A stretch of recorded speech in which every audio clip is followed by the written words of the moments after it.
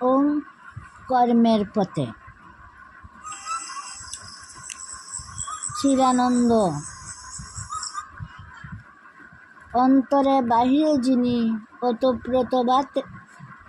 ওতপ্রোতভাবে বিরাজমান, তিনি ব্যতীত অপর কেহই বা অপর কিছুই চিরানন্দদায়ক নহে।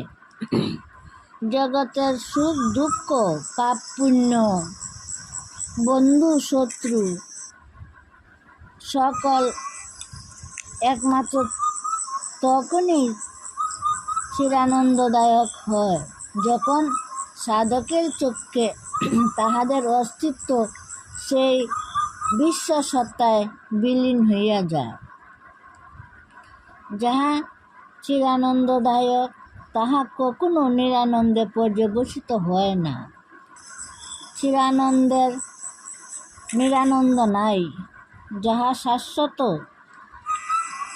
তাহার পক্ষে ক্ষণস্থায়িত্ব কল্পনা করা যায় কি?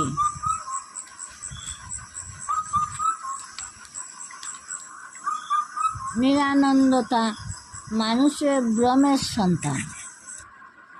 ভ্রমে ইহা জন্মে, ভ্রমে ইহা বাড়ে এবং ভ্রমে ইহা ঊর্ধ্ব শীর্ষ রহে। ভ্রম ছুটিয়া গেলে ইহাও ভূমিতে লুটিয়া পড়ে।